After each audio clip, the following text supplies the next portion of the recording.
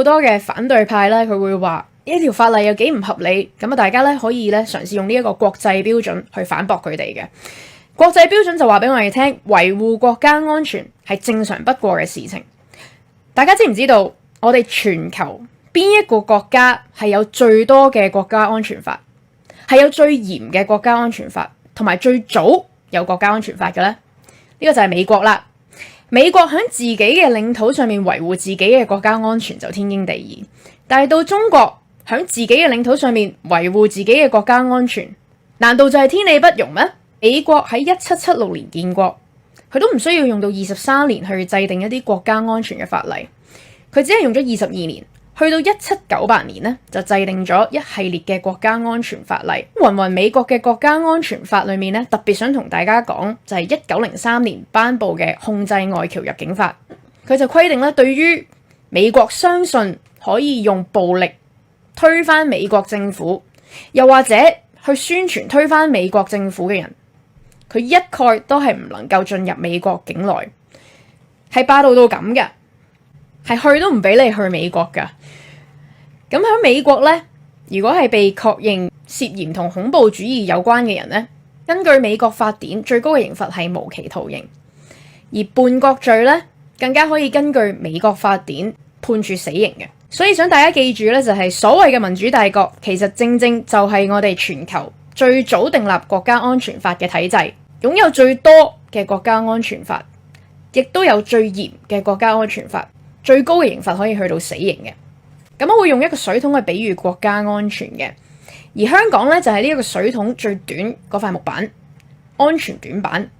喺管理學同經濟學咧有一樣嘢叫做木桶原理，亦都叫做短板理論嘅，亦即係話呢個水桶無論有幾高，佢可以載到幾多水咧，係取決於嗰個木桶裏面最短嗰塊木板。而香港正正就係我哋中國最短嗰塊安全木板。人民日報尋日深夜咧都發表咗個評論，就話香港已經成為咗國家安全嘅風險，亦即係我攞嚟比喻嘅木桶短板。呢一個風險咧，人民日報就話係嚟自反對派嘅社會攬炒、經濟攬炒、政治攬炒、暴力恐怖活動不停咁樣升級，而且更加外國勢力高調咁樣去干預香港嘅事務，亦都見到台獨同港獨嘅勢力喺度互相勾結。人民日報更加點名話俾大家聽，立國安法嘅功臣係邊一個？